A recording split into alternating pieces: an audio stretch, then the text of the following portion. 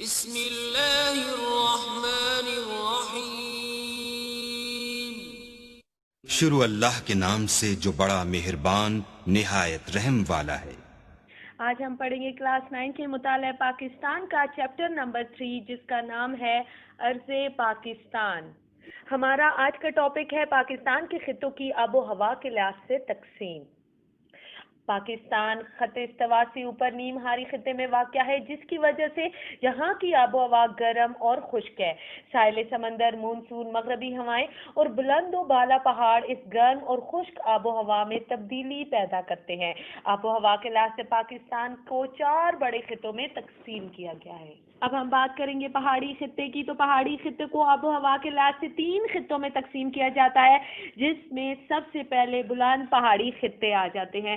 سطح سمندر سے زیادہ بلندی کی وجہ سے یہاں پر درجہ حرارت بہت کم ہوتا ہے۔ یہاں پر موسم سرما میں سرد ہوائیں چلتی ہیں اور موسم سرد ہوتا ہے اور برف باری بھی ہوتی رہتی ہے، اور موسم گرما میں یہاں پہ موسم خوشگوار ہوتا ہے۔ اب بات کرتے ہیں مرطوب پہاڑی خطے کی، تو یہاں پہ کم بلند پہاڑی خطے میں مونسون اور مغربی ہواؤں کی وجہ سے زیادہ بارشیں ہوتی ہیں اور موسم گرما میں درجہ حرارت جو ہے وہ معتدل رہتا ہے، اور یہاں پہ موسم سرما میں بارشوں کے ساتھ برفباری ہوتی رہتی ہے، اور اس خطے میں جنگلات اور سیر و سیاحت کے مشہور علاقے مری گلیات اور پاڑا چنار وغیرہ شامل ہیں۔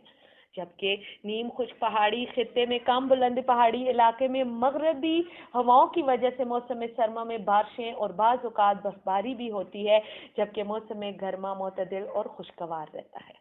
اب ہم بات کریں گے میدانی خطے کی، تو میدانی علاقوں کو آب و ہوا کے لحاظ سے مزید 2 حصوں میں تقسیم کیا گیا ہے، نیم خشک میدانی خطہ اور نیم مرطوب میدانی خطے میں۔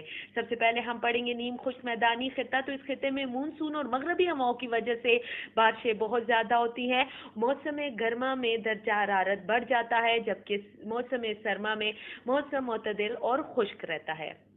اب بات کرتے ہیں نیم مرطوب میدانی خطے کی، تو اس خطے میں دامن کو کے میدانی علاقے میں مونسون کی بارشیں بہت زیادہ ہوتی ہیں، موسم گرما میں موسم بہت گرم ہوتا ہے، اس کا درجہ حرارت زیادہ ہوتا ہے اور بارشیں کم ہوتی ہیں یہاں پہ، جبکہ موسم سرما معتدل اور خشک رہتا ہے۔ آب و ہوا کے لحاظ سے صحرائی خطوں کو مزید 2 خطوں میں تقسیم کیا گیا ہے، اس میں نیم صحرائی خطہ اور صحرائی خطہ جو ہے وہ اس میں شامل ہے۔ سب سے پہلے ہم نیم صحرائی خطے کی بات کریں گے۔ صوبہ سندھ کا زیادہ تر علاقہ جنوبی پنجاب اور وسطی علاقہ اس نیم صحرائی خطے میں واقع ہے۔ یہاں بارشیں بہت کم ہوتی ہیں اور موسم گرما میں شدید قسم کی گرمی پڑتی ہے، اور موسم سرما جو ہے وہ معتدل رہتا ہے، یعنی یہاں پہ موسم سرما میں نہ تو زیادہ گرمی ہوتی ہے اور نہ زیادہ سردی۔ صحرائی خطے کی اگر بات کی جائے تو صحرائی خطے میں تھر پارکر، چولستان، تھل اور خاران کے صحرا شامل ہیں۔ یہاں بارشیں بہت ہی کم ہوتی ہیں، موسم گرما میں شدید گرمی اور موسم سرما جو ہے وہ معتدل رہتا ہے۔ خشکی کی وجہ سے یہاں پہ لوگ کاشتکاری نہیں کر سکتے اور لوگوں کا پیشہ جو ہے وہ گھلا بھانی ہے، یعنی کہ وہ مال مویشی پالتے ہیں۔ اب ہم پڑھیں گے آب و ہوا کے لحاظ سے ساحلی خطہ۔ آب و ہوا کے اس خطے میں صوبہ سندھ اور بلوچستان کے ساحلی علاقے شامل ہیں۔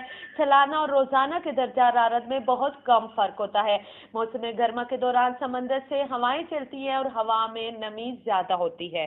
پاکستان کے جنوب میں ساحلی پٹی میں سمندری ہواؤں کی وجہ سے موسم معتدل رہتا ہے، موسم گرما گرم جبکہ موسم سرما معتدل رہتا ہے، بارشیں بہت کم ہوتی ہیں۔ اس خطے میں پاکستان کی اہم بندرگاہیں کراچی، پورٹ قاسم اور گوادر واقع ہے۔